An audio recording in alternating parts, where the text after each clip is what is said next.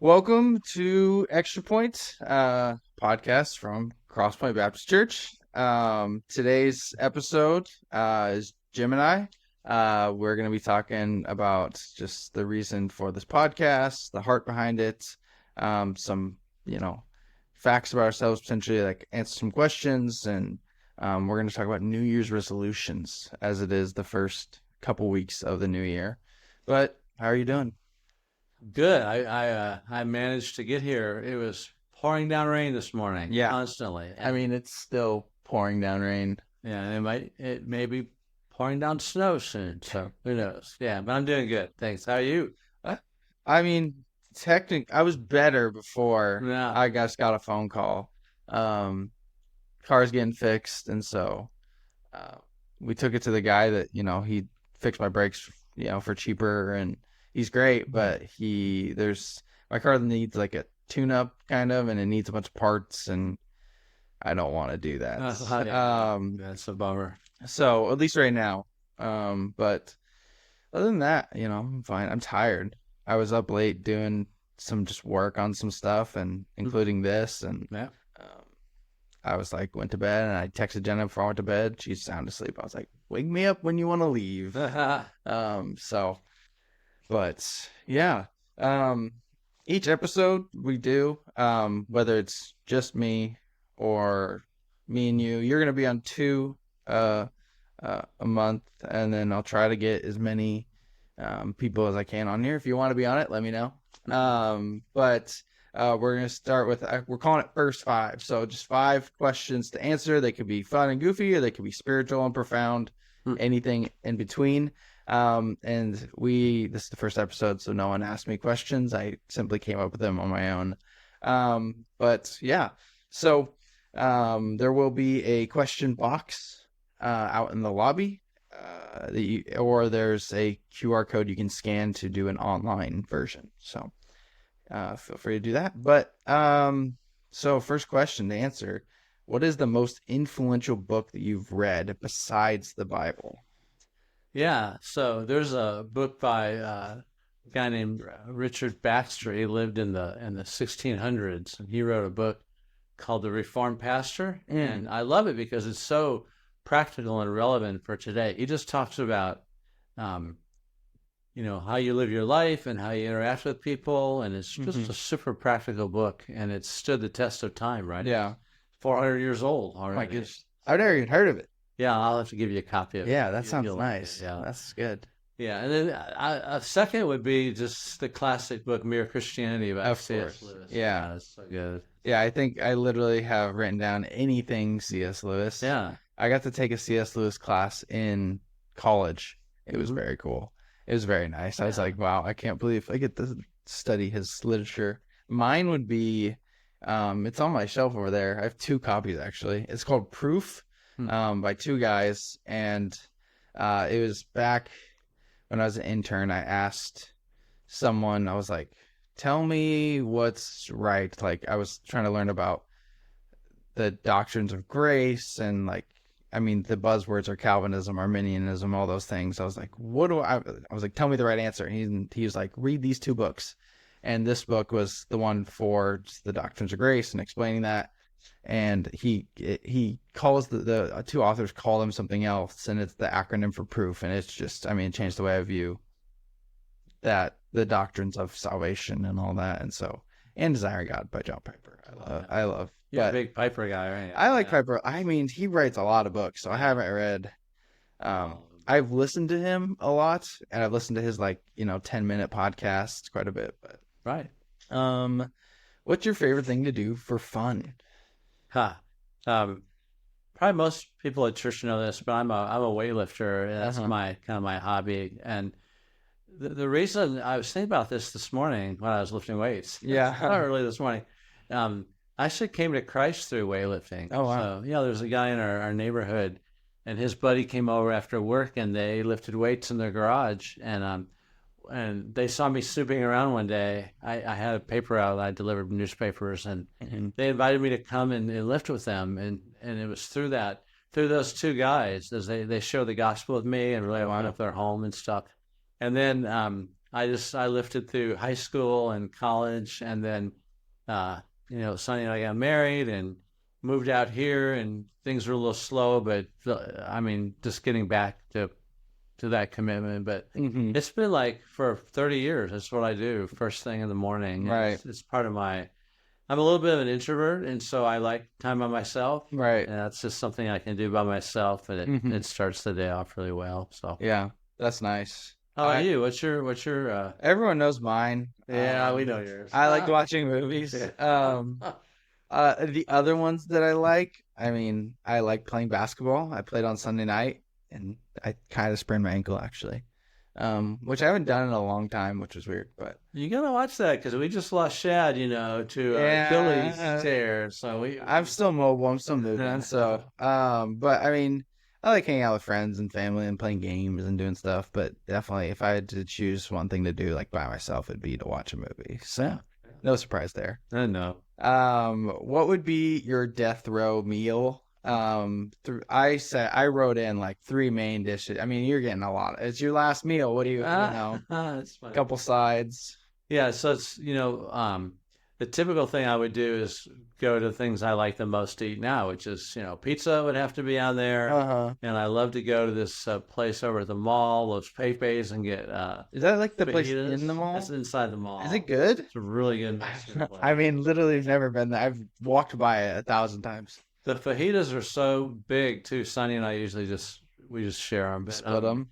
yeah. But then I was thinking, if I'm gonna really die and I'm on death row, I don't know what I did to get there, but Right, I exactly. one time when we were newly married, in the first couple of years, we went to a fancy restaurant and had beef Wellington, which Mm. was the greatest thing I've Oh, ever beef eaten. Wellington's good. Yeah, and so I would have to put that on my list, and then I would have a loaded baked potato with it, Uh-huh. and then for dessert like peach cobbler or something. Yeah, Gotta something have like some root beer. I mean, it doesn't yeah. all work, but it would work No, for me. It would of work course for not. me. Yeah. Yeah. I mean, like everything that I wrote down has nothing. They're like they don't mix at all. Like Yeah. I would want like a good like maybe with bacon on it. I don't know, like smash burger. Oh yeah. There's a certain place that I've gone that is literally the best burger I've ever had. I mean, it's like too thin, smashed down patties with like a special sauce and grilled onions. Oh Oh my man. goodness, American cheese.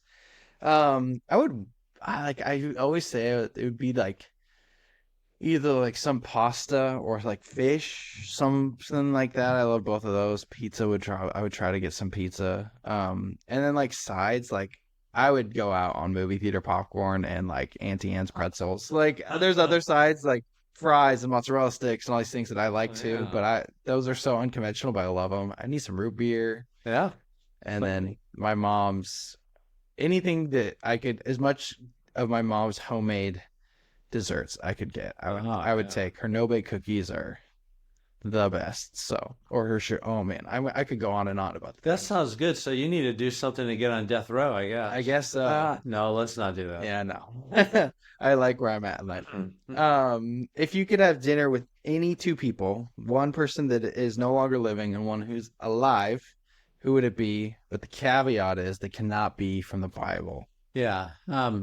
So Billy Graham's not from the Bible, but True. he's been preaching the Bible Uh-huh. right up until his death. Yeah. He was always a hero of mine growing up as a young pastor too. I tried to learn a lot from, obviously I don't speak like Billy Graham, but just the way he preached and the way he lived his life, the Mhm. integrity that he had. So that would be great.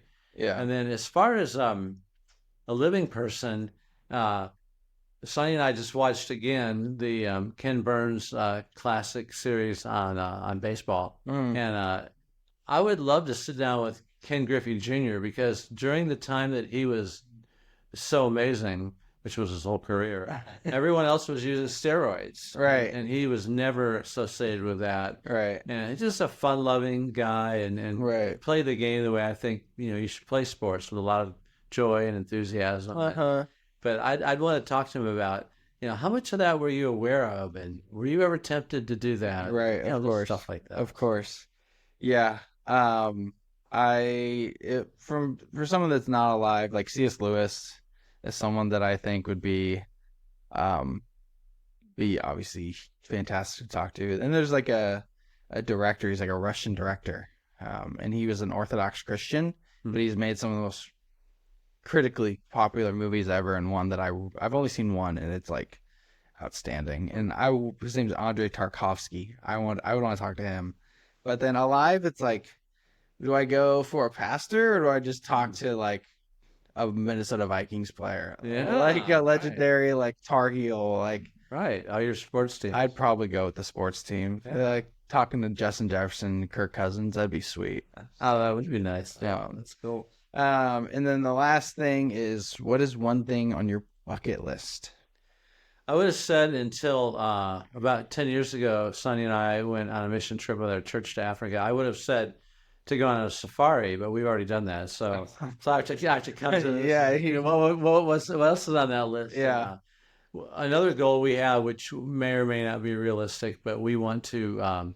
We're big, baseball fans, Mhm. so we would like to go to all 30 of the Major League Baseball stadiums. We've been to Oh. like 10. Uh-huh. We're not really trying to get to all of them yet, but Right. there might come a time that, maybe someday I'll get to retire. Who knows? And that'll be something to do if I can move around. Give the reins to someone else. Yeah, give the reins to someone else. That would be cool. Yeah, I mean, I'm not a big baseball fan until like literally the last year, but Mhm. that'd be like I haven't been to a game in 15 years. Because your family moved to Texas and the Yeah. Rangers won the World Yeah, they Series. moved to Texas and they started rooting for them. I was like, root for them too, and then they won, so I'll take it. Mine, I mean, big. It's like I want to go to the Final Four and watch Carolina win the national Yeah. championship. That's like my a really fun one. And it'd be my other one is I would like to attend a world premiere of a movie, which only happens by getting invited or knowing somebody that gets invited and they invite you. Mhm. So I don't know how I'd do that, but that'd be a goal. Hey, you can dream, right? I can dream. I don't know if that'll ever happen, but but yeah, so those are just some fun questions to answer, and they can be more serious sometimes. And but wanted to talk about the heart behind the podcast. Why do you think it's a good idea for us to do it as a church and spend the time and money to buy equipment and things like that? Yeah. In the last couple of years, I've become aware of how popular podcasting is. Yeah. I didn't really know that before. And so it's just such a great medium, right? Mhm. Even today, just the things we're talking about, when people see us in church and they know, that side of us, but there's other things about us. So I think that's really cool to be able to, not just with us, but to connect and communicate better with people and give people something to do.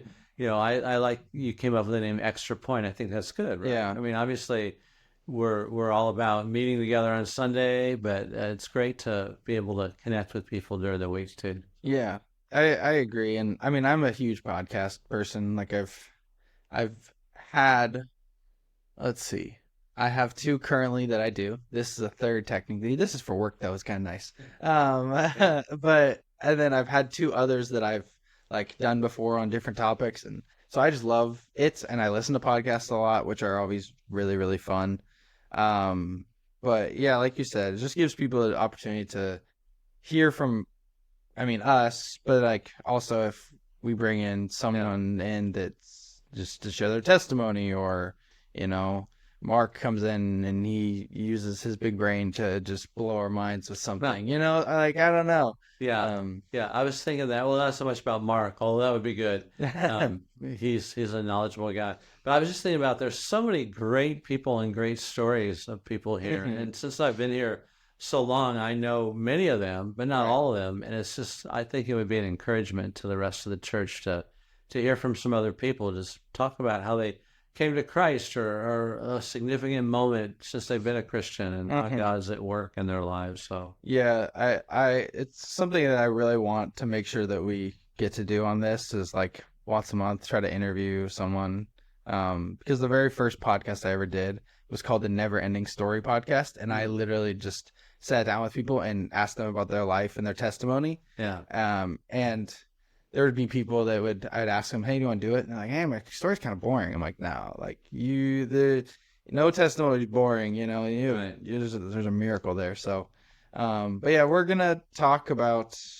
I mean, today we're just kind of doing talking about a topic, I guess, that's relevant to our time, the new year. But then maybe sometimes there's a message like, let's, there's more here than we got to talk about on Sunday. Let's, Yeah. address it a little bit more or something Yeah, like that. absolutely. I mean, we just started this new series in the book of Matthew, and the more I read Matthew, the more amazing it is to me. And there's so much stuff that I can't, when you study for a message, you can't share all that on Sunday morning. You take the meat of it and share it. Mm-hmm. But I think this could be another place for that too, just Yeah. to talk about that.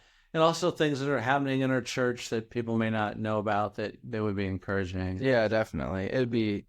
It's always nice to just hear, and lots of things go on in the world. It's like, you can't necessarily always talk about it on a Sunday morning, but it's like, I'm not promising this, but like in November, it's like, that's a huge moment in our culture. And it's like, how do we, Right. we're not going to tell you to vote for, obviously, but Yeah. how do you respond as a Christian during the most heated time in America, Yeah, we even have, I mean, even now, right? We have some of that going on with the various wars Yeah. across the world, and people have different opinions about that. And like, we're not here to say this is what you should think. Right. Maybe to give a Christian perspective at times is helpful. Yeah. But something that, and a perfect example, it's the new year. Today is January 9th. It's been 9 days.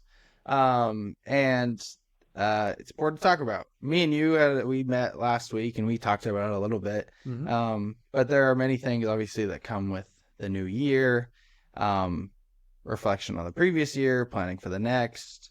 And the current thing that still reigns supreme is New Year's resolutions. So the question, do you make New Year's resolutions? And if you don't, what do you do? Yeah, that's a good question. I realize that the word resolution sounds like something that you're just gonna. It almost sounds like, oh, I wish this could happen this year, right? It's not really a solid kind of word. So Yeah. I do make them, but I don't call them that. And I'm just a goal person. Yeah. So I talk about goals and plans and actually commitments, right? So I'm not resolving to do anything, but I'm committing to, Right. whatever it might be. And I think of Proverbs 16:3. It says, "Commit your plans to the Lord, and they will be established." So Right. that's kind of how I like to think about New Year's resolutions, like making goals and commitments that maybe a new emphasis or a new focus for the new year. Although most years they're kind of similar. Right. Yeah. Yeah. New Year's resolutions typically are, I think they're like 80% of New Year's resolutions fall within the category of finance, fitness, and like personal health, basically. Right. Which is obviously isn't bad, but there are definitely other things too. Yeah, I don't make them anymore. Like I set goals as well. But I make commitments as well. It's like I want to do this year, but it's not like that isn't accomplished. It's not like I fail in the first month, which kind of is the difficult thing. And like I said, it's not bad if you make a New Year's resolution, by all means, and if it works, that's great. But it's like I think it's 8% of people, their New Year's resolution becomes a habit, which is crazy. But what are other ways? Obviously, you said you make goals. What are other things that people can do? Potentially, I have one thing I do, but actually, I was going to turn around and ask you about that because I know we've talked together about the idea of having a rule of life. Yeah. So is that what you were thinking? Yeah, I mean, I'm not an expert on it by any means. I've read really good stuff on it. There's a book that I highly recommend. He used to be a pastor in Portland. Now he just owns a Christian church kind of nonprofit thing. John Mark Comer, he wrote a book called The Ruthless Elimination of Hurry, where he talks about hurry, but the way to order your life is with this rule of life, which is like this not ancient, but very old, like way of living in order to abide in Christ and all this, because the way they paint it, it's actually really cool, is like, he points to John 15 where Jesus is the vine, we're the branches, we have to be connected in order to grow, all these things. But when you have a vineyard, you have something that's called a rule, but it's basically like the wood that holds it up to keep it from diseases and stuff. Yeah. And so that rule is the thing that keeps us up, able to abide without the diseases, Yeah. And so it's like commitments, like, hey, maybe I have the goal, my New Year's resolution would be to read the entire Bible in the entire year. Well, if if I'm like, I'm gonna read the Bible every day, and that's my, thing. If I fail first couple days, I have, spoiler alert, it's like, then you stop after 1 to 2 months. But if you're like, I'm gonna read the Bible in a year, that's my commitment, and I'm gonna commit to reading just, a couple chapters a day, and then like the daily commitments then lead to the monthly, they just kind of topple onto each other. Yeah, yeah. I think I really enjoyed. I actually listened to those podcasts. I listened to a podcast too, Uh-huh. and it's on Mark Homer, and that was really really helpful to me too to Yeah. think about things that way.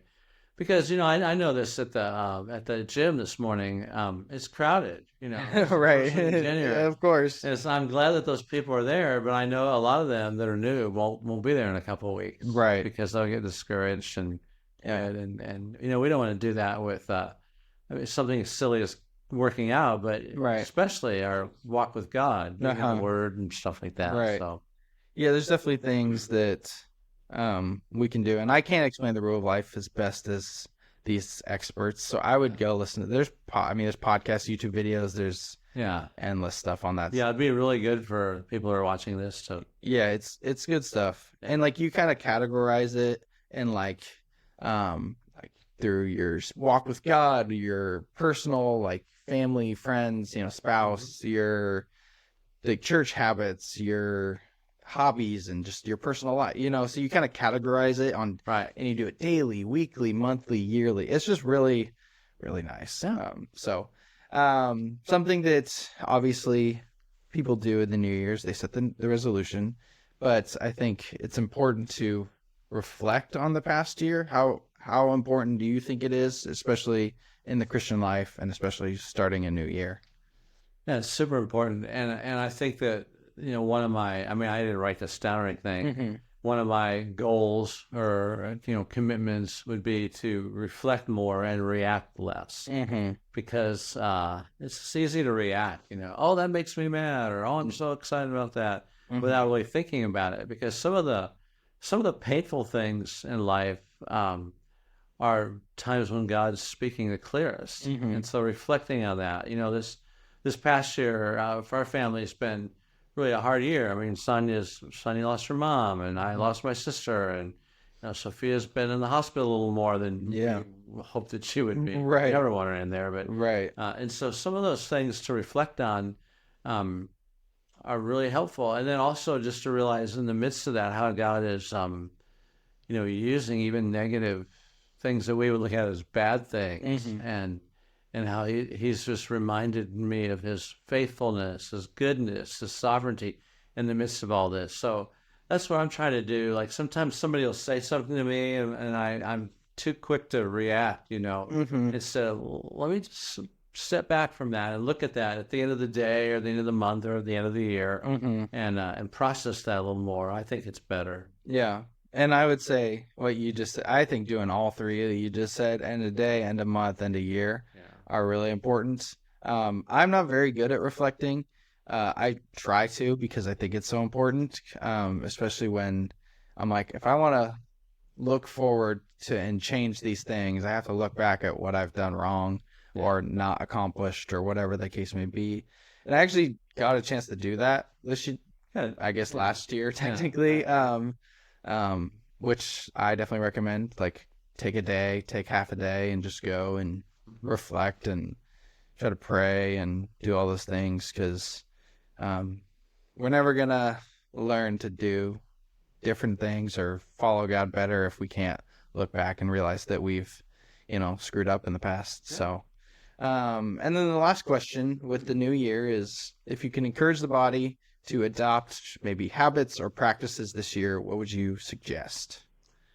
Well, we've kind of talked about the Bible, and I just think that the thing that I work with in the men's group that I lead on Wednesday nights is it's really good to know the Bible, but it's really better when you do it. And so maybe a practice of, trying to read the Bible every day. Like you said, once in a while we're not, we fail, but don't give up. I mean, just keep at it. Uh-huh. And then also to identify something you're going to do that day because you've been in the Bible. Right. And then I think, prayer is something that I think many Christians struggle with, and Hmm. to be just more devoted to prayer. Yeah. I like seeing, for example, Daniel in the Bible. He had a habit of praying 3 times a day, and Right.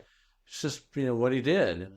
Like, yeah, Hmm. that'd be great, not to just say Amen in the morning and Right. forget about God the rest of the day. Right. And then the other one is it's not necessarily spiritual. But it's really helpful. And I just think people need to get up and walk more and get out in the creation, a little bit more. Like Yeah.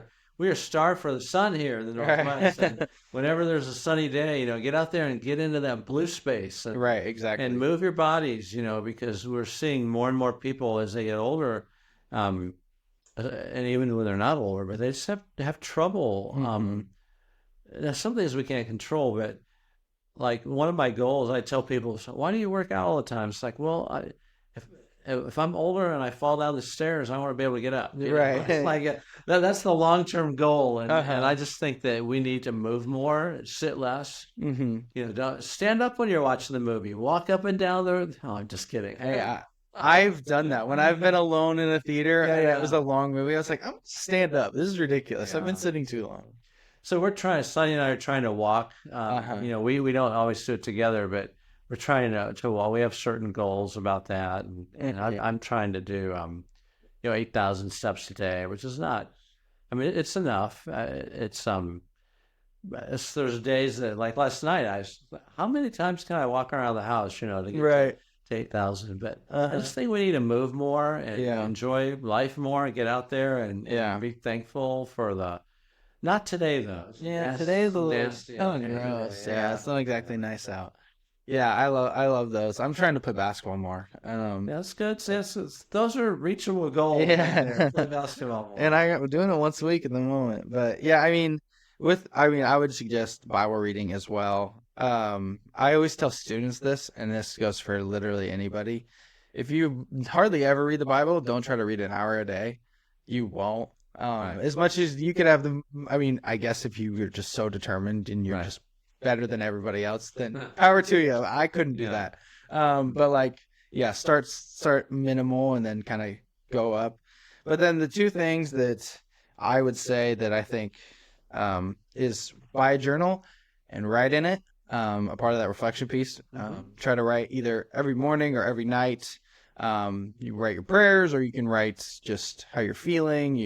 Gratitude journal, what you're thankful for, and then at the end of the year, you can look back. Oh, these prayers were answered. This was, it's helpful for that reflection.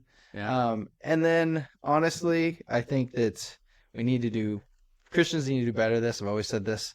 Go spend time with your family, your friends, your community, and like have fun. Play games, laugh, do those things. I think that you get caught up in the like life group has to be Bible study all the time, and we should study the Bible together and read the Right. Word together and worship together. And we should do all that, but sometimes you need to pop out a board game and laugh with one another. So Yeah. I mean, the church is a community, right? And yeah, so, and then even we don't want to get so serious about our Christian life that we can't have joy and have yeah, fun and because that's what I think attracts people to Christ. yeah. It's not being all stern and serious all the Mhm. time. But, I really don't steal my idea, anybody. I really want to write a book someday called "Blessed Are the Board Gamers" about social fellowship of Christianity. But I think that it's super important. It's fun. I got a brand new game that I played Jen and I played last night, and I've played with my brother because he got it for me when he was here, and I'm like, I just want to play with everybody. It's so much fun. So cool. but yeah, that's pretty much our first episode. I mean, we're sitting at currently 29 minutes, and that's kind of what we're shooting for. Some might be longer depending on just what we have to talk about, or like if it's someone's story, I'm gonna let them talk. Yeah. Yeah. But thank you for everybody who listened. The last thing that we will do, this is a me thing. I put it in here, and Jim's like, "It sounds great," so I'm gonna run with it. Every week, I'm gonna give her a movie recommendation that is both family friendly and suitable for all ages, and it's has potentially, biblical themes or just uplifting message. Mm-hmm. And so today's recommendation I'm giving is called Fantastic Mr. Fox. It's an animated movie. It has themes of goodness and overcoming wrongdoings. It highlights community and encourages, contentment and gratitude. And I love it. And so you can find it on Max, or you can rent it for like $4. So that's my movie recommendation for the week. I'll have more. But yeah, that's our episode, Jim. Thanks for joining. Yeah, thanks for including me. It's gonna be a lot of fun. Yeah, I'm excited. So everybody, you can thanks for listening, and if you have any suggestions, questions, anything like that, you can bug us. So alrighty, bye.